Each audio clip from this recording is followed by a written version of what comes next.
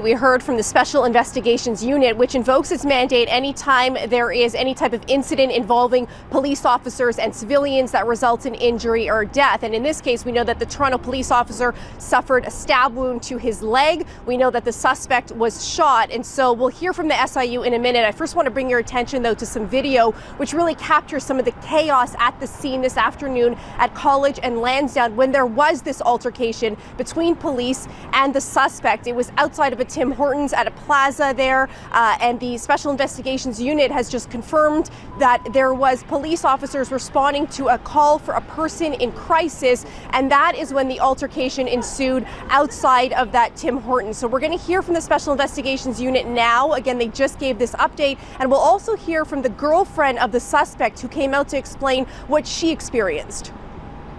There was also a conducted energy weapon that was deployed at least twice, and that was ineffective. So now there's two people who are in hospital, the officer and the man, and it's believed they have non-life-threatening injuries. This actually all took place outside of Tim Hortons.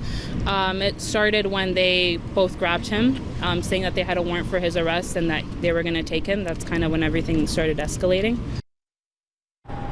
Now, the Special Investigations Unit did not confirm that last bit that we heard from the girlfriend of the suspect. She also referenced some mental health issues, which I asked the Toronto Police Association about. So that isn't confirmed. And unfortunately, Tracy and Alan, as soon as the SIU does get involved, we don't get a ton of information. But what we have now is information about the fact that this was a call for a person in crisis. There was an altercation. The police officer was stabbed in the leg. He's in hospital recovering, as is that suspect who's also recovering from a gunshot wound. And Caryn, we are learning that that officer who is recovering in hospital right now is fairly new to the job, that he just joined the police service a few months ago. What more do we know about him?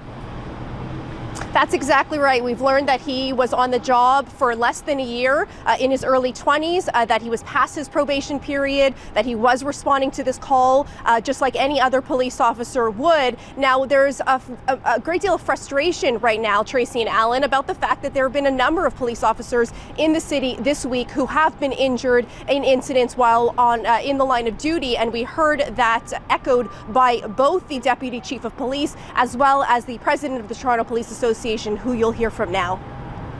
This is the fourth Toronto police officer injured in the past 2 weeks, which really underscores the inherent risks our officers confront daily while serving the community.